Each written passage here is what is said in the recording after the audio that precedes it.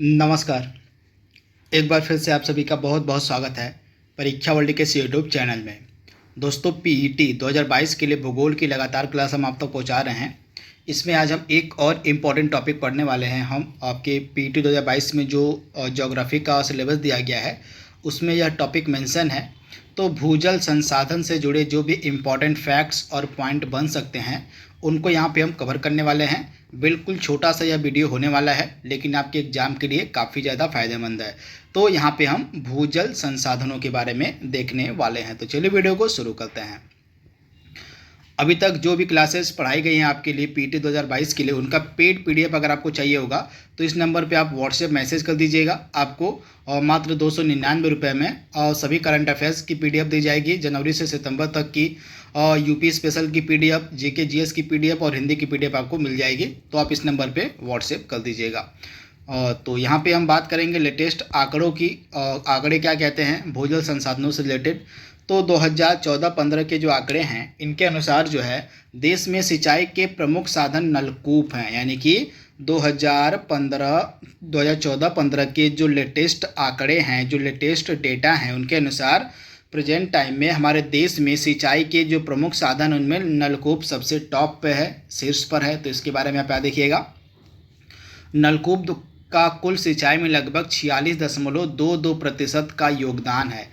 कितना का योगदान है नलकूप का? तो 46.22% का योगदान देता है नलकूप सिंचाई के मामले में, जो कि पूरे भारत में सर्वाधिक है। और यहाँ पे आप देख पा रहे हैं नलकूप और कुओं को जोड़कर सिंचाई की जाने वाली कुल भूमि की प्रतिशत मात्रा 62.82% है। तो इसके बारे में आप देखिएगा। यानी कि नलकूप प्लस कुओं को अगर हम मिला दें तो नलकूप और कुओं से पूरे भारत में जो कुल भूमि है उनका 62.82% जो एरिया है वह सिंचित किया जाता है नलकूप और कुओं के माध्यम से। तो ये फैक्ट्स आपको याद रखना है, इम्पॉर्टेंट है। यानी कि नलकूपों से जो है पूरे भारत में सबसे ज़्यादा सिंचाई की जाती है, नलकूप और आपके कुओं से मिलाकर। तो आप याद देखिएगा, नलकूप से लगभग 46.22% की सिंचाई पूरे भारत में की जाती है। और नहरों का क्रम इसमें सेकेंड नंबर पे आता है। यानी कि नहरों द्वारा सिंचित भूमि पूरे भारत में 23.66% है। और तालाबों द्वारा जो सिंचित भूमि है वह लगभग 2.52% है। यानी कि तालाबों से सिर्फ 2.52% भूमि ही सिंचित की जाती है। नहरों से जो है आपकी 23.66% भूमि की सिंचाई की जाती है। तो ये सारे फैक्ट आपको याद करने हैं। यानी कि सबसे ज़्यादा सिंचाई आपकी की जाती है पूरे भारत में नलकूप और कुओं से। फिर सेकंड नंबर पे नहरें आती हैं, थर्ड पे आपका कुआं आता है। इसके बाद थर्ड पे आपका तालाब आता है। तालाब जो है आपका थर्ड पे आता है। तालाब से लगभग 2.52% भूमि की सिंचाई की जाती है। यहाँ पे आप देख पा रहे हैं 2015-16 में देश में सिंचाई की दृष्टि से, आप याद देखिएगा, देश में सिंचाई की दृष्टि से यहाँ पे उत्तर प्रदेश का प्रथम स्थान है, मध्य प्रदेश का द्वितीय स्थान है और राजस्थान का तृतीय स्थान है। तो ये फैक्ट आपको याद रखना है, इम्पॉर्टेंट है। ये जो डेटा आपका है, मैं आपको पढ़ा रहा हूँ घटना चक्र की जो पीटी की बुक आई है उसी से ये डेटा मैंने लिया हुआ है। तो इसको आप देख सकते हैं। तो 2015-16 के जो आपके आंकड़े हैं और इसमें देश में सिंचाई की दृष्टि से यहाँ पे हम नीवल सिंचित क्षेत्र की बात कर रहे हैं। यहाँ पे हम नीवल सिंचित क्षेत्र की बात कर रहे हैं। तो नीवल सिंचित क्षेत्र के मामले में उत्तर प्रदेश का प्रथम स्थान है पूरे देश में, मध्य प्रदेश का द्वितीय स्थान है और राजस्थान का तृतीय स्थान आता है। तो इसके बारे में आपको याद रखना है, इम्पॉर्टेंट ये फैक्ट मैंने आपको बताया है। और इसके बाद एक चीज़ और आप ध्यान दीजिएगा, और जो नलकूप है, नलकूपों से सबसे ज़्यादा जो सिंचाई है ये उत्तर प्रदेश में ही की जाती है। तो ये फैक्ट आपको याद रखना है।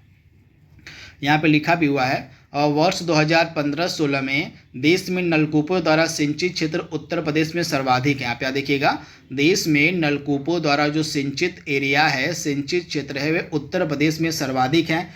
तो ये फैक्ट कई बार एग्जाम में पूछा गया है और आगे भी पूछा जाता रहेगा। तो इसे कम से कम आप याद देखिएगा, नलकूपों के द्वारा जो सबसे ज़्यादा सिंचाई है ये उत्तर प्रदेश में की जाती है। वहीं तालाबों के द्वारा सबसे ज़्यादा सिंचाई कहाँ पर की जाती है? तो तालाबों के द्वारा जो है सबसे ज़्यादा सिंचाई आपकी तमिलनाडु में होती है, तो इसके बारे में भी आपको याद रखना है। नलकूपों से भी सबसे ज़्यादा सिंचाई उत्तर प्रदेश में होती है और नहरों से भी सबसे ज़्यादा सिंचाई ही उत्तर प्रदेश में होती है। केवल तालाबों से जो है सबसे ज़्यादा जो सिंचाई आपको मिलेगी वह तमिलनाडु में देखने को मिलेगी, तो आप इसे याद रखिएगा। अब यहाँ पे आप देख पा रहे हैं Uttar Pradesh eight a glance 2019 के अनुसार वर्ष 2015-16 में उत्तर प्रदेश में जो है 74.9% भूभाग की नलकूप द्वारा सिंचाई की जाती है। तो इस प्रकार से आप यह अंदाज़ा लगा सकते हैं कि उत्तर प्रदेश में जो सर्वाधिक सिंचाई है वो नलकूप के माध्यम से की जाती है। अब ये जो आपके भूजल संसाधन है, नहरें हो गए, तालाब हो गए, नलकूप हो गए, इनको आइए देख लेते हैं। तो यहाँ पे नहरों के बारे में हम बात करेंगे। तो भारत में जो है प्राचीन काल से ही नहरों द्वारा सिंचाई की जाती रही है। तो आपको पता होगा प्राचीन काल से ही, बहुत पहले से ही नहरों के द्वारा सिंचाई की जाती रही है। भारत में सिंचाई का दूसरा प्रमुख साधन भी नहर ही है। पहले नंबर पे कुआं और आपके नलकूप आते हैं और दूसरे नंबर पे सिंचाई के मामले में नहरें ही आती हैं। तो आप इसे याद कर लीजिएगा, इंपॉर्टेंट है। नहरों द्वारा अधिकतर सिंचाई जो है उत्तर भारत के मैदान में होती है। सर्वाधिक सिंचाई आपको उत्तर प्रदेश में देखने को मिलेगी। उत्तर प्रदेश में नहरों के द्वारा भी सर्वाधिक सिंचाई होती है और नलकूप के द्वारा भी होती है। इसके बाद कुछ इंपॉर्टेंट नहरों को आप देख लीजिए जो आपसे पूछी जा सकती हैं। तो यहाँ पे कुछ इंपॉर्टेंट नहरों को मैंने सम्मिलित किया हुआ है। लास्ट में कुछ और इंपॉर्टेंट नहरों को हम डिस्कस करेंगे। बाकी यहाँ पे आप देख लीजिए अपरी बारी दोआब ये इंपॉर्टेंट नहर है।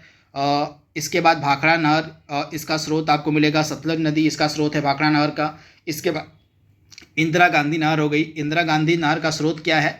तो इंदिरा गांधी जो नहर आपकी है इसका स्रोत है हरिके बैराज। हरिके बैराज और जहाँ पे सतलुज और ब्यास नदी पर हरिके बैराज बनाया गया है, यहीं से इंदिरा गांधी नहर निकलती है। तो इसके बारे में आपको याद रखना है। और इंदिरा गांधी नहर से जो है सिंचाई है आपकी राजस्थान में की जाती है। तो इसके बारे में आप याद रखिएगा।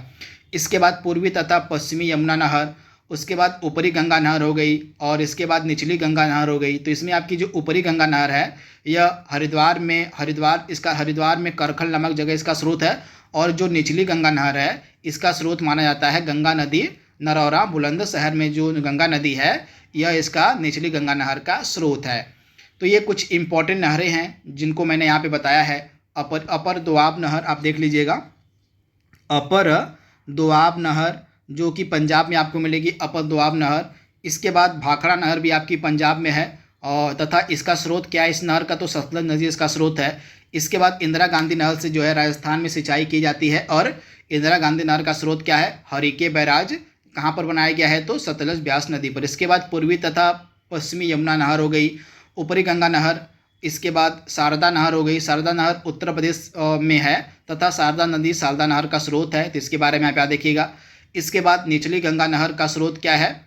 तो गंगा नदी नरौना बुलंदशहर जो है निचली गंगा नहर का स्रोत है। और इसके बाद ये सभी इंपॉर्टेंट नहरें हैं, चाहे तो आप इसका स्क्रीनशॉट ले सकते हैं। इसके बाद नलकूपों और कुओं के बारे में बात कर लेते हैं। तो सिंचाई के मामले में प्रथम स्थान पे नलकूप और कुएं आते हैं, यानी कि सबसे ज़्यादा जो भारत में सिंचाई है वह नलकूपों और कुओं के माध्यम से की जाती है। डेटा मैंने पहले आपको बता दिया है। तो यहाँ पे आप देख पा रहे हैं और भारत के सिंचित प्रदेश का जो अधिकतर भाग है वह नलकूपों तथा कुओं द्वारा सिंचित किया जाता है। कितना मैंने बताया था? नलकूप और कुओं से मिलाकर कितना सिंचाई की जाती है? लगभग 62.8% जो सिंचित भूमि है भारत की वह नलकूपों और कुओं से सिंची जाती है। भारत के अधिकतर नलकूप जो हैं उत्तर भारत के मैदान में लगे हुए हैं, जिनमें उत्तर प्रदेश प्रथम स्थान पे आता है। उत्तर प्रदेश में जो है सबसे ज़्यादा नलकूपों से सिंचाई होती है। तो यहाँ पे आप देख पा रहे हैं भारत के जो 95% नलकूप हैं उत्तर प्रदेश, पंजाब, हरियाणा, राजस्थान, मध्य प्रदेश, महाराष्ट्र, आंध्र प्रदेश, कर्नाटक और पश्चिम बंगाल में देखने को मिल जाएंगे तथा इनमें से सबसे ज़्यादा नलकूपों से सिंचाई उत्तर प्रदेश में होती है। इसके बाद तालाबों के द्वारा सिंचाई कहाँ पर होती है? तो पोखर अथवा तालाबों से अधिक सिंचाई भारतीय प्रायद्वीप के पूर्वी भाग में की जाती है, जहाँ की भू आकृतियों में आपको बड़े बड़े तालाब देखने को मिल जाएंगे। तो मेनली प्रायद्वीपी जो हमारा भारत है वहाँ पे तालाबों के द्वारा सिंचाई देखने को मिलती है। तो इसके बारे में आप याद देखिएगा। तथा तमिलनाडु में जो है तालाबों के द्वारा सबसे ज़्यादा सिंचाई की जाती है। तो ये चीज़ें आपको पता होनी चाहिए। अब कुछ इंपॉर्टेंट नहरों को यहाँ पे देख लेते हैं। इसके साथ ही आज का यह टॉपिक आपका समाप्त हो जाएगा। तो मैंने जो जो नहरें वहाँ पे बताई थी वही यहाँ पे लिखी गई हैं, और बस मैंने उनके राज्य को सामने लिख दिया है। तो पंजाब में कौन कौन सी नहरें हैं? तो पंजाब में आपको मिलेगी भाखड़ा नहर। भाखड़ा नहर का स्रोत क्या है? भाखड़ा नहर का स्रोत सतलुज नदी है। इसके बाद ऊपरी दोआब नहर हो गई, ये भी आपकी पंजाब में ही है। ऊपरी दोआब नहर का स्रोत क्या है? तो रावी नदी है। इसके बाद सरहिंद नहर, इसका स्रोत क्या है? तो सरहिंद नहर का स्रोत सतलुज नदी है। तो इनके बारे में आपको याद रखना है। इसके बाद नांगल बाद नहर भी आपको पंजाब में देखने को मिल जाएगी। उत्तर प्रदेश और उत्तराखंड में कौन कौन सी प्रमुख नहरें हैं? तो पूर्वी यमुना नहर और आपकी पूर्वी यमुना नहर हो गई, आगरा नहर हो गई, ऊपरी गंगा नहर हो गई, निचली गंगा नहर हो गई। ये आप निचली गंगा नहर देख पा रहे हैं? तो निचली गंगा नहर आपको नरौना बुलंदशहर में मिलेगी और इसका स्रोत क्या है? तो गंगा नदी है।